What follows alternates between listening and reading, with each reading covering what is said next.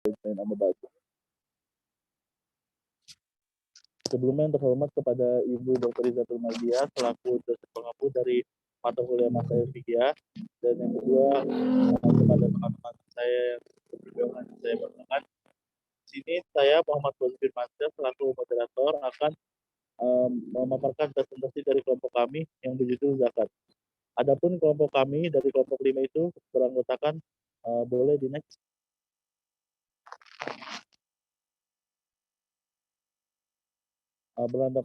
Beranggotakan Anida Lutfi Azhara, Yuli Herunita, Didit Aditya, dan saya sendiri Muhammad Fauzi Firmansyah.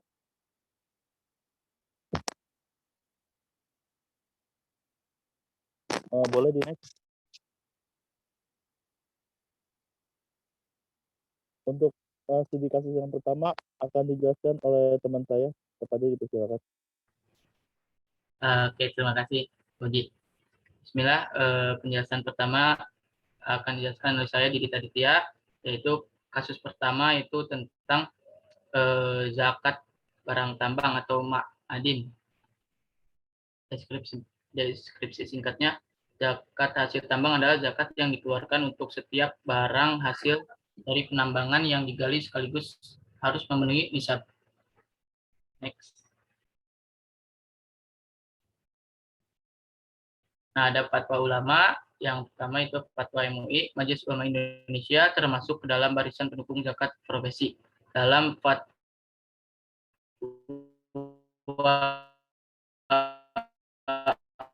MUI tanggal 7, untuk penghasilan hasil wajib dikeluarkan zakatnya dengan syarat telah mencapai nisab dalam 1 tahun, yakni senilai emas 85 gram. Selanjutnya itu fatwa ulama mazhab. Menurut keempat ulama mazhab, hasil tambang tidak dikenai zakat kecuali yang berupa emas dan perak. Adapun yang berupa batu kualam, timah, tembaga, besi, belerang, mumi, dan lain-lain tidak dikenakan zakat karena barang tambang atau al-ma'adin tidak termasuk barang peninggalan orang-orang dulu atau rikaz, tetapi termasuk takarun atau kanzu. Hasil tambang yang wajib dizakati adalah hanya terbatas pada hasil tambang berupa emas dan perak, dengan syarat penambangan tersebut dilakukan di dalam kawasan yang mubah atau di kawasan tanah milik penambang, dan zakat hasil emas dan perak ini tidak disyaratkan harus haul. Selanjutnya itu fatwa ulama lain. Menurut jumhur ulama, yang dikenakan zakat adalah harta yang bersifat rikaz, yaitu harta yang terpendam yang berasal dari zaman jahiliyah karena harta itu menjadi milik penemunya. Sedangkan harta yang bersifat ma'adin seperti emas, perak, besi, dan tembaga tidak dikenakan zakat karena harta itu menjadi milik negara. Next.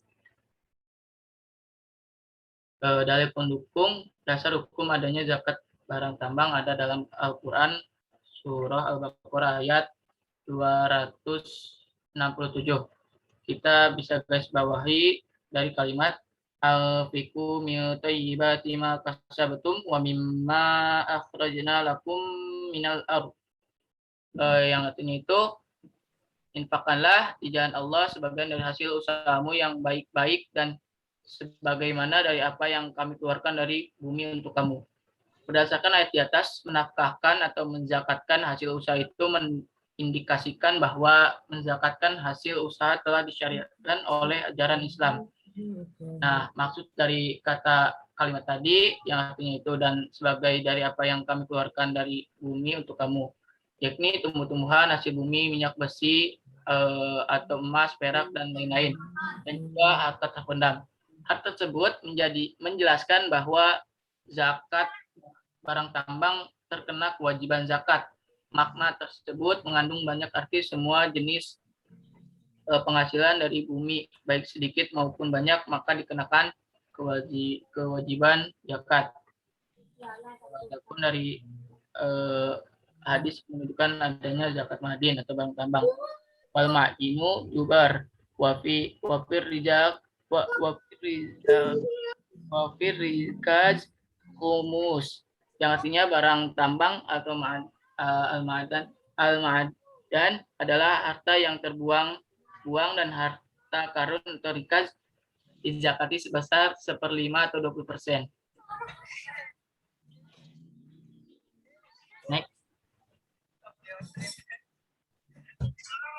bab ikhtilaf. Yang pertama itu haul. Hasil tambang tidak disyariatkan haul. Zakatnya wajib dibayar ketika barang itu sudah digali. Hal ini mengingat bahwa haul disyaratkan untuk menjamin perkembangan harta, serta dalam hal ini perkembangan tersebut sudah terjadi sekaligus seperti dalam zakat tanaman. Yang kedua yaitu nisab, barang tambang yang digali sekaligus wajib memenuhi nisab. Begitu juga yang digali secara sambung menyambung, tidak terputus karena terbengkalaikan. Seluruh hasil tambang yang digali secara sambung menyambung wajib digabung untuk memenuhi nisab. Jika penggalian itu terputus karena suatu hal yang timbul dengan tiba-tiba, seperti reparasi peralatan atau berjedanya tenaga kerja, maka seluruh itu tidak memengaruhi keharusan menggabungkan seluruh hasil galian. Bila galian itu terputus karena berubah profesi, karena pertambangan sudah tidak mengandung barang tambang yang cukup atau sebab lain, maka hal ini mengaruhi penggabungan yang satu dengan yang lain. Dalam hal ini wajib diperhatikan nisab ketika dimulai dengan kembali penggalian baru. Selanjutnya kadar zakat. Termasuk dalam barang tambang seluruh hasil yang digali dari daratan ataupun dasar lautan, sementara yang dikeluarkan dari laut itu sendiri, seperti mutiara, ambar, dan marjan, wajib dizakati seperti zakat komoditas dagang. Selanjutnya akan dijelaskan oleh teman saya. Next.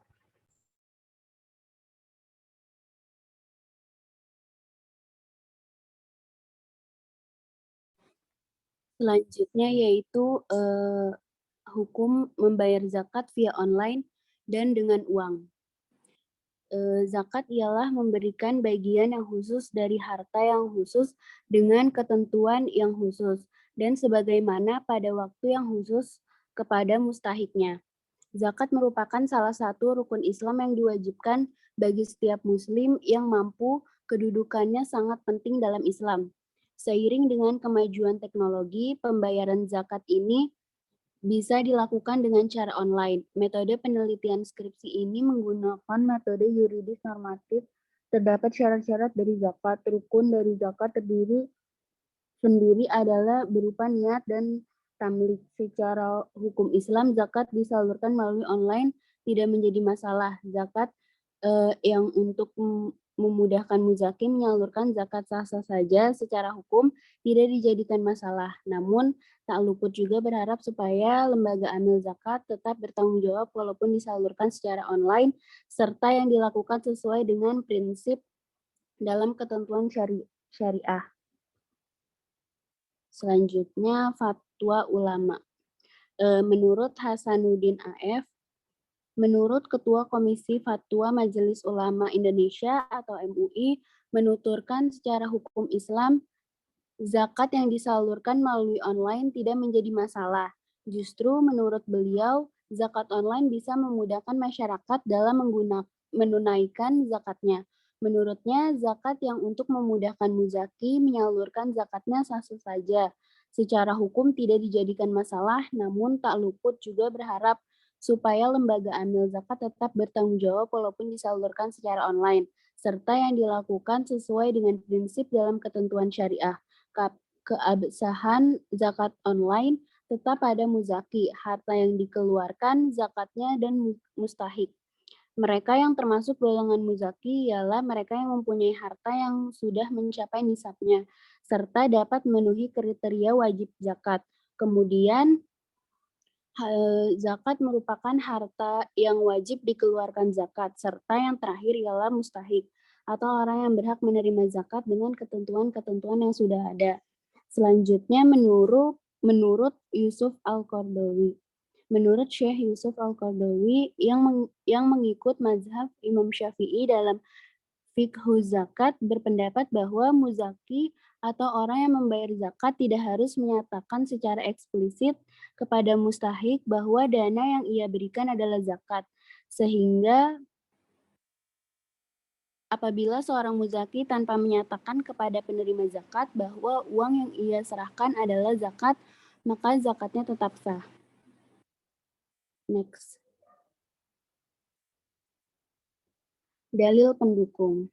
Menurut mazhab Syafi'i, Maliki, dan Hambali, sepakat bahwa zakat fitrah itu tidak boleh diberikan kepada penerima zakat dalam bentuk uang, dan mereka berpegang pada hadis riwayat Abu Sa'id yang artinya, pada masa Rasulullah Shallallahu Alaihi Wasallam kami mengeluarkan zakat fitrah sebanyak 1 sok makanan, dan pada waktu itu makanan kami berupa kurma, gandum, anggur, dan keju. Hadis riwayat Muslim, hadis nomor 985. Hadis tersebut ialah tanda jika para sahabat Nabi tidak mengeluarkan zakat fitrah kecuali dalam bentuk makanan. Kebiasaan mereka dalam mengeluarkan zakat, terutama zakat fitrah, hanya dengan cara demikian adalah dalil yang kuat bahwa harta yang wajib dikeluarkan dalam zakat fitrah harus berupa bahan makanan. Dan ada pula argumentasi perihal zakat fitrah ialah ibadah yang diwajibkan atas jenis harta tertentu sehingga tidak boleh dibayarkan dalam bentuk selain jenis harta yang dimaksudkan. Dengan demikian tidak diperbolehkan melaksanakannya di luar waktu yang sudah ditentukan. Kemudian terdapat juga zakat mal dalam perhitungannya ialah dimaksud dengan zakat yang dikenakan atas uang, emas, surat berharga, dan aset yang disewakan. Al-Quran Surah At-Taubah ayat 103, Peraturan Menteri Agama nomor 52 tahun 2014 dan pendapat Syekh Yusuf Qaradawi. Selanjutnya, sebab ikhtilafnya. Karena pada dasarnya ijab kabul tidak termasuk salah satu rukun zakat. Juga tidak termasuk syarat syah zakat karena ibadah zakat sebenarnya berbeda dengan wakaf, hutang piutang maupun gadai dan sejenisnya. Yusuf Al-Qaradawi berpandangan mengenai dua cara pembayaran tersebut. Apakah dengan menggunakan bahan makanan atau dengan uang? Sebaiknya pertama-tama dilihat dari segi tingkat keutamaannya, di mana yang lebih bermanfaat bagi fakir miskin. Bila makanan lebih bermanfaat jauh lebih penting, namun apabila menggunakan uang dianggap lebih banyak manfaatnya, berzakat dengan uang menjadi lebih utama. Jika menurut Imam Syafi'i tidak diperbolehkan menggunakan uang dalam hal zakat fitrah lewat penyaluran mana saja, berarti alternatif dari pendapat tersebut ialah menggunakan zakat mal yang sejatinya memang dari harta atau bentuk uang dan sebagainya. Namun menurut teori-teori yang penulis dapatkan, zakat online tidak menjadi masalah asalkan syarat atau unsur dari zakat tidak boleh ditinggalkan ataupun diloncati. Karena Islam tidak mempersulit suatu kegiatan ibadah jika dilaksanakan dengan sungguh-sungguh dan sesuai dengan ketentuan yang sudah ditetapkan. Masyarakat seharusnya sudah waktunya paham betul dengan apa yang sudah berkembang. Dengan zakat online ini sangat mempermudah dan sangat simpel bagi masyarakat yang tidak mempunyai waktu untuk datang langsung kepada amil zakat terdekat. Hanya dengan mengisi data lalu mentransfer jumlah uang lewat ATM ataupun m-banking. Dalam pandangan Islam, zakat yang dilakukan secara online ini diperbolehkan karena salah satu alasannya ialah hanya berbeda untuk penyaluran saja, yaitu peralihan sistem dari manual ke otomatis. Dari yang biasa datang ke lembaga langsung, tetapi kali ini hanya dengan mengakses dan mentransfer, namun tetap tidak meninggalkan syarat-syarat. Selanjutnya akan dijelaskan oleh teman saya.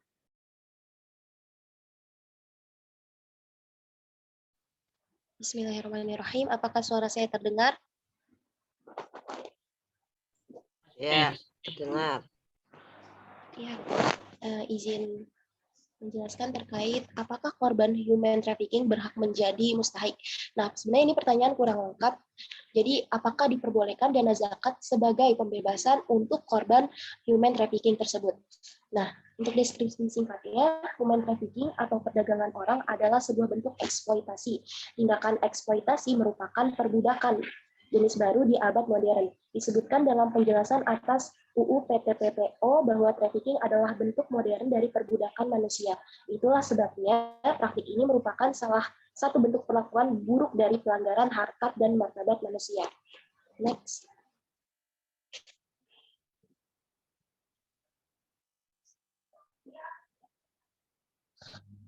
hasil ijtihad ulama kontemporer dan fatwa yang terkait.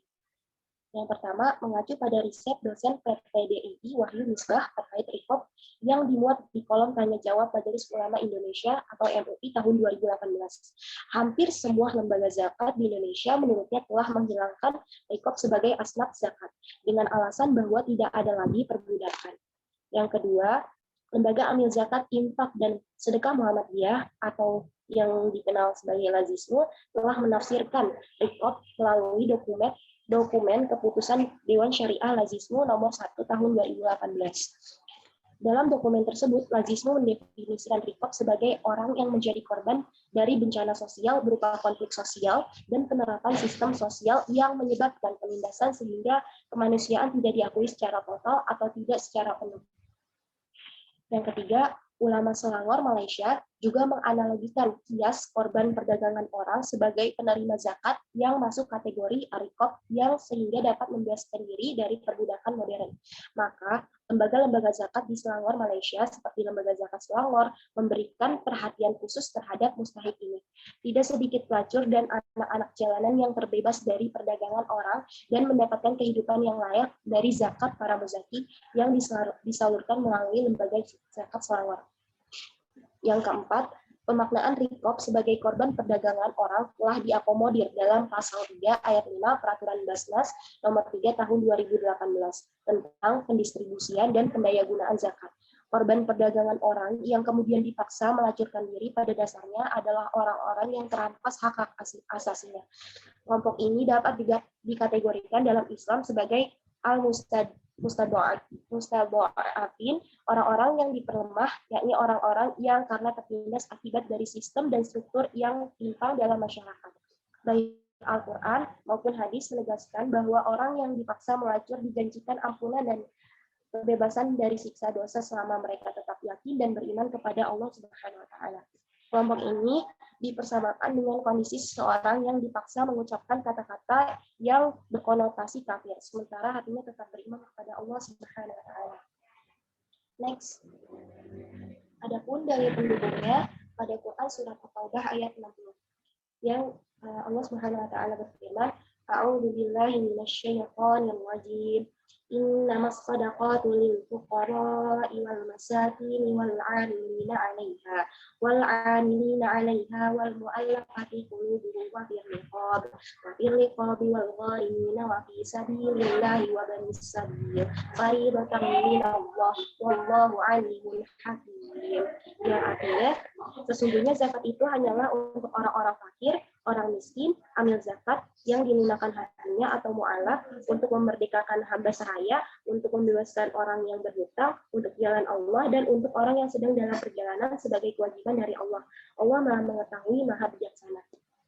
Nah, teman-teman, Allah Subhanahu wa taala ini telah menetapkan dalam Al-Qur'an bahwa yang berhak menerima zakat itu ada 8 kelompok atau yang lebih dikenal dengan sebutan asnaf asamaniyah, yaitu adalah fakir, miskin, amil, mu'alaf, riqab, gharimin, fisabilillah, dan ibnu sabil. Jika 8 kelompok yang tersebut dalam surat At-Taubah ayat 60 itu dapat dikelompokkan lagi, akan terdapat 3 hak dalam zakat, yaitu pertama hak Allah Subhanahu wa taala, kedua hak fakir miskin, dan ketiga hak masyarakat.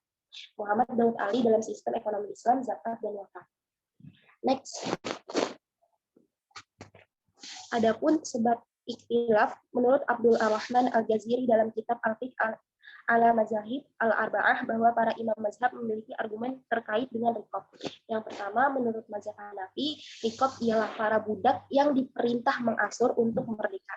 Yang kedua, menurut mazhab Maliki, budak mukhatab ialah budak muslim yang membeli kemerdekaannya dengan harta dari zakat. Yang ketiga, mazhab Hambali menerangkan riqab ialah budak mukhatab yang mengasur kemerdekaannya walaupun masa pembayaran angsurannya itu belum tiba, dapat diberi zakat sesuai dengan kadar yang telah ditentukan untuk melunasi hutang angsurannya. Yang keempat, mazhab Syafi'i menganggap riqab adalah budak mukhatab, budak yang mengasur kemerdekaannya. Ia diberi zakat sesuai dengan kadar yang bisa menolongnya untuk membayar angsuran kemerdekaannya agar segera selamat dari sifat budak. Nah, next.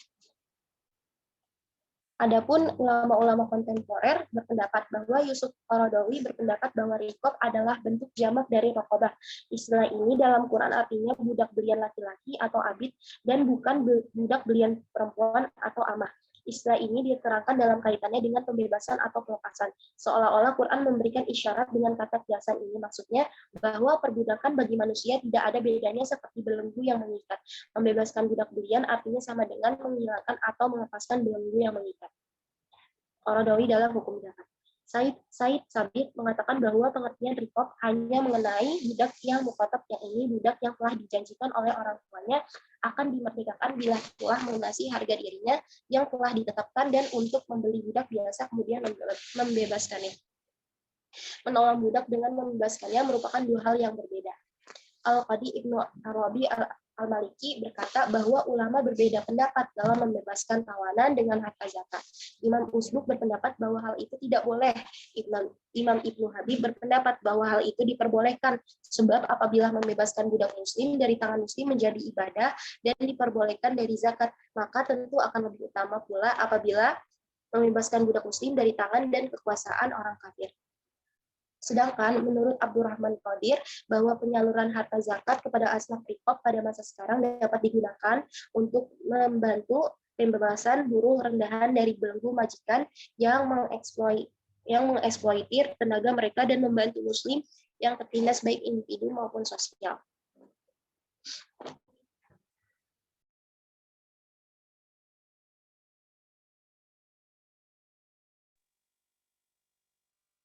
Cek, sebelumnya saya masukkan ya suaranya ya?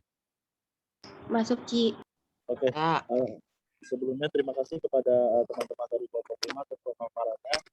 Sudah melakukan 3 serta pandangan menurut ulama. Di sini mungkin saya akan memberikan sedikit kesimpulan dari apa yang telah kita dari kelompok 5 paparkan. Yang pertama, menurut Imam Syafi'i mengartikan zakat sebagai sebuah ungkapan untuk keluarganya, harta atau tubuh sesuai dengan cara yang khusus. Syarat dari zakat ialah Islam, balik dan berakal, merdeka dan harta yang telah mencapai nisab. Selain syarat, zakat juga harus mempunyai rukun dari zakat sendiri ialah niat dan tablik. Yang kedua, keabsahan zakat yang dilakukan secara online tetap pada muzaki. Harta yang dikeluarkan zakatnya serta mustahik di lembaga ambil zakat atau bank ini menyediakan layanan zakat fitrah dan zakat mal dengan jenis zakat mal. Jadi jika menurut Imam Syafi'i tidak diperbolehkan zakat uang dalam zakat fitrah lewat penyaluran mana saja berarti alternatif dari pendapat tersebut ialah menggunakan zakat mal yang sejatinya memang dari harta atau bentuk uang atau sebagainya. Secara hukum Islam, zakat yang disalurkan melalui online tidak menjadi masalah. Justru zakat online bisa memudahkan masyarakat dalam menunaikan zakatnya. Zakat yang untuk memudahkan muzaki menyalurkan zakatnya sah-sah saja. Secara hukum tidak dijadikan masalah. Namun tak luput juga berharap supaya lembaga ambil zakat tetap bertanggung jawab walaupun disalurkan secara online. Serta yang dilakukan sesuai dengan prinsip dan ketentuan syariah. Menurut ulama Imam Syafi'i yaitu Yusuf Al-Qaradawi menyatakan bahwa berzakat secara online sah-sah saja. Lebih jauh, Yusuf Al-Qaradawi berpandangan mengenai dua cara pembayaran, apakah dengan menggunakan bahan makanan atau dengan uang. Sebaiknya pertama-tama dilihat dari segi tingkat keutamaan ya, di mana jauh lebih bermanfaat bagi fakir miskin. Bila makanan lebih bermanfaat dan jauh lebih penting, namun apabila menggunakan uang dianggap lebih bermanfaat, zakat dengan uang menjadi lebih utama. Baik, mungkin berikut sedikit saja penyampaian presentasi dari kelompok 5 Jangan ditutup dulu. tentang zakat. Selanjutnya mungkin ditutup ada dulu ya. dari Ibu Iza mungkin ya. Jangan ditutup dulu ininya, screen-nya. Kayak dibuka di awal, dari awal. Dibuka dulu yang dari awal.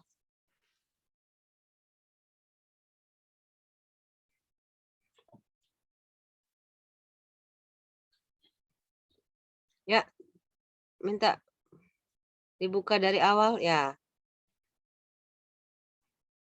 Nah, ini judulnya kan berarti kasusnya. Coba kasusnya buka dari satu-satu.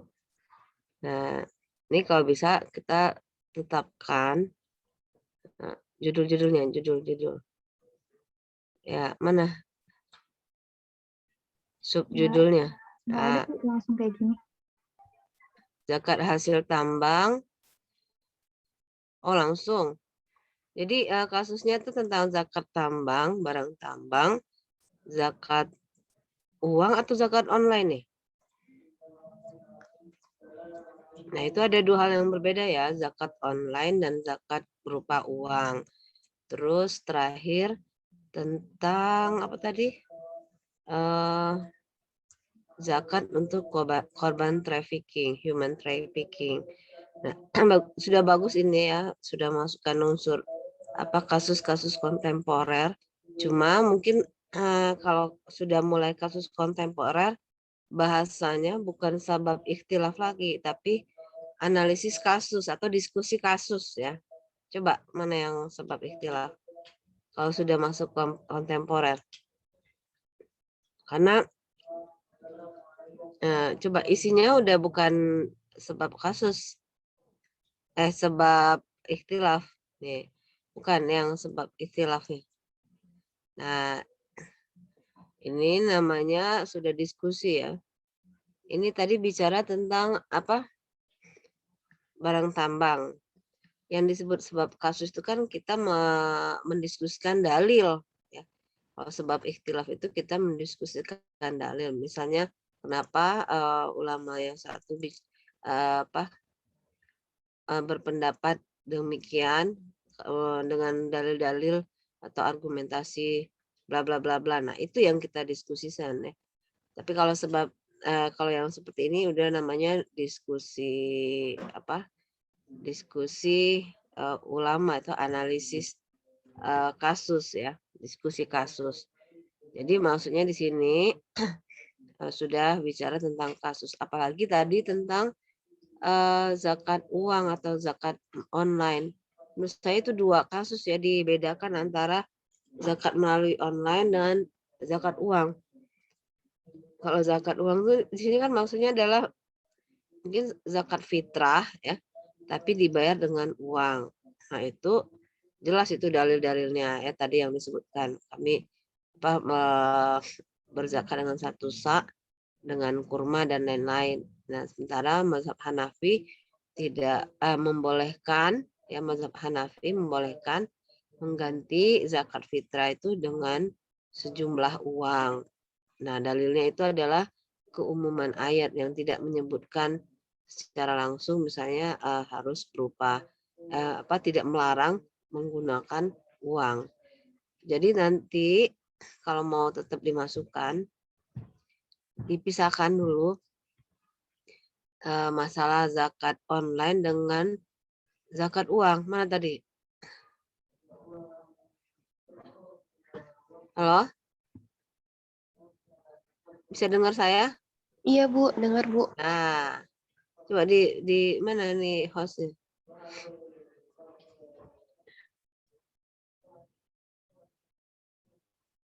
Mana yang zakat online dan zakat uang tadi? Itu dua hal yang berbeda ya. Kalau misalnya zakat online itu kan cara pembayarannya ya, satu dengan cash, satu dengan transfer atau online ya. Nah, online ini kan sebenarnya memang tadi betul merujuk pada perdebatan ulama tentang apakah zakat itu harus dengan akad atau tidak. Ya, kan zakat online itu tidak terlihat akadnya ya. Nah, ini dipisah ini dua hal ini. Hukum bayar zakat online dan hukum bayar zakat fitrah dengan uang ya. Halo? Ya Bu, Ya, dipisah ya. Ada maaf dua hal Bu, yang berbeda ya. Hah? harusnya itu tuh dengan uang digital, jadi ketinggalan digitalnya Bu. Orang tadi dalamnya zakat fitrah kok dalilnya. Mana ya dalil Syafi'i? Coba dalilnya. Coba yang mazhab apa yang dalilnya tadi dalam mazhab Syafi'i apa tadi? Coba dalilnya mana?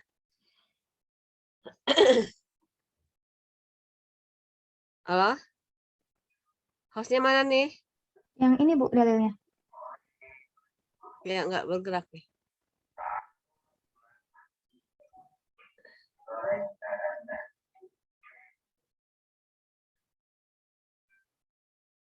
Nggak, yang ada yang satu sak tadi mana? Coba buka layar setelahnya. Mana nih? Mana hostnya nih? Ini Bu. Atau yang ini, Yang setelah ini nih. yang online ini.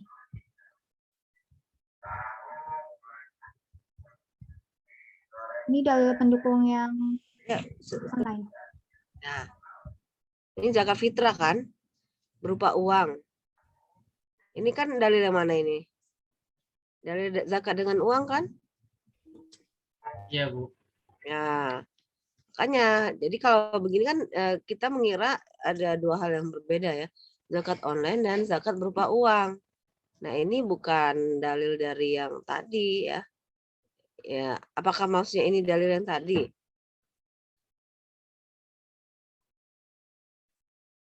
Halo? Enggak, Bu. Enggak ya. Nah, makanya ya. Jadi kalau misalnya memang dua kasus yang berbeda ya dipisahkan. Kalau ini kan bahasanya adalah zakat fitrah itu boleh dengan uang. Sementara kasus yang di atas itu tentang zakat online, membayar zakat dengan online. Nah, cuman agar berhati-hati ketika membahas kasus-kasus kontemporer yang belum dibahas oleh ulama mazhab. Ini kan seakan-akan ulama mazhab sudah membicarakan tentang zakat online ya.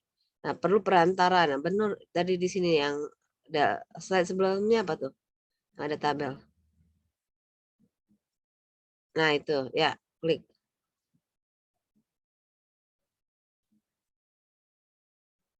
Klik.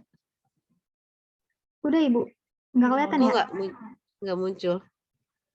Ini udah diklik sih Bu, di saya udah kelihatan. Ibu Iza belum.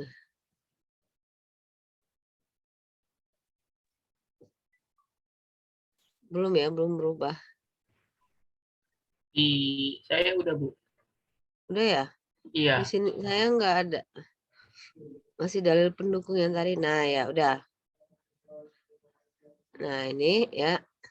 Nah, ya benar ya, kita ketika masalahnya kontemporer kita nggak langsung ke ulama mazhab ya, tapi bicara tentang ulama kontemporer dulu ya. Nah, ini tapi yang menjadi masalah itu tadi ya, mungkin maksudnya kalian itu ingin mencari legitimasi boleh menggunakan uang untuk mengganti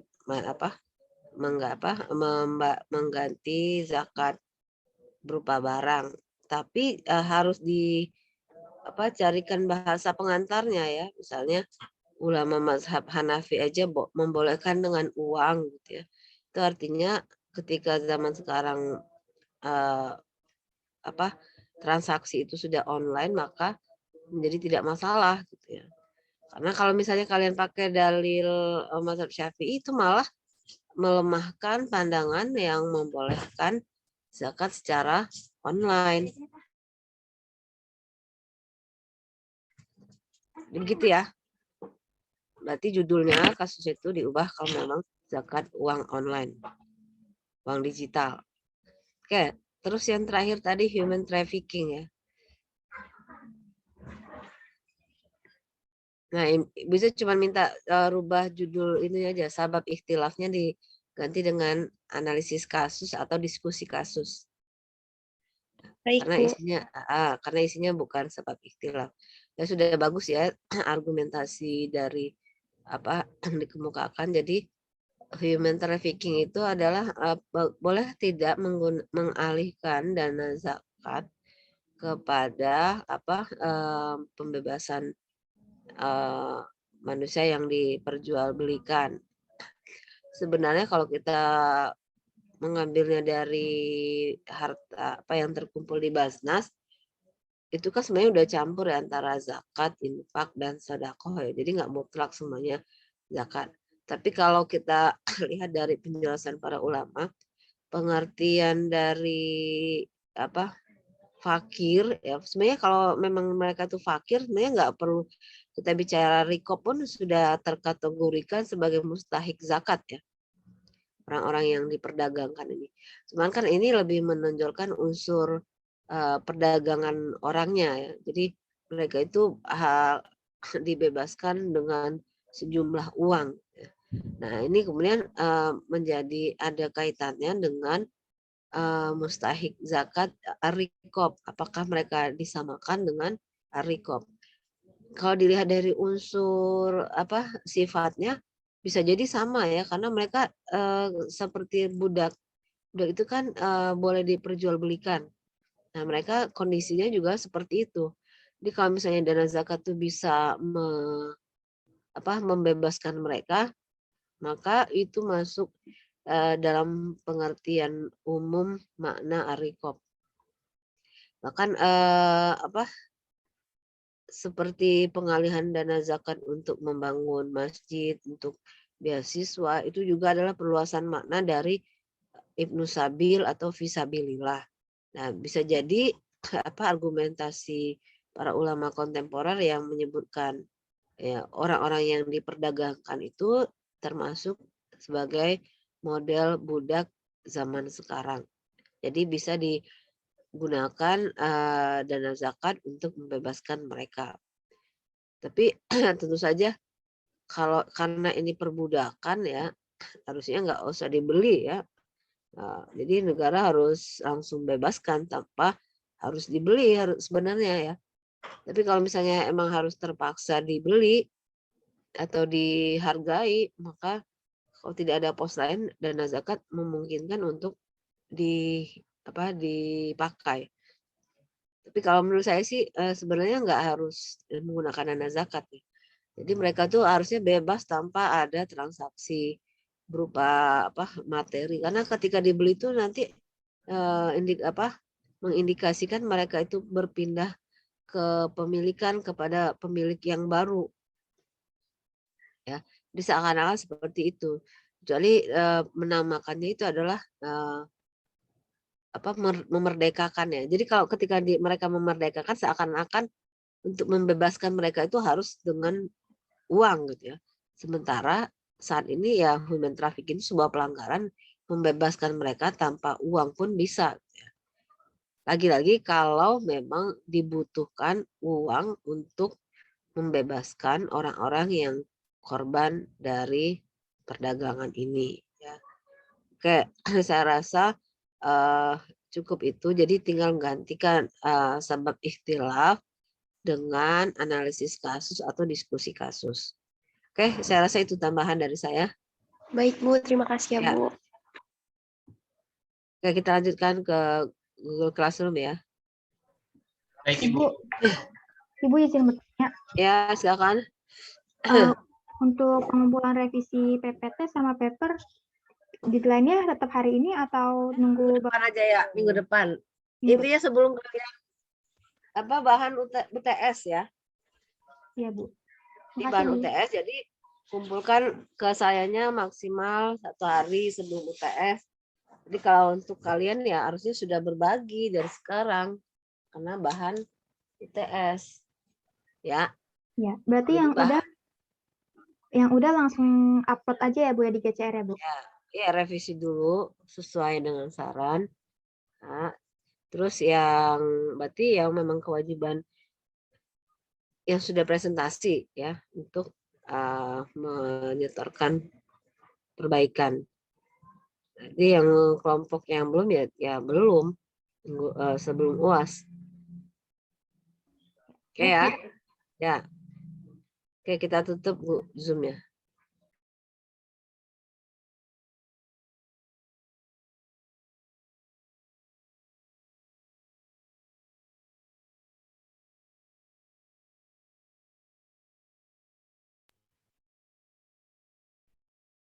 Oke teman-teman, langsung aja ke GCR.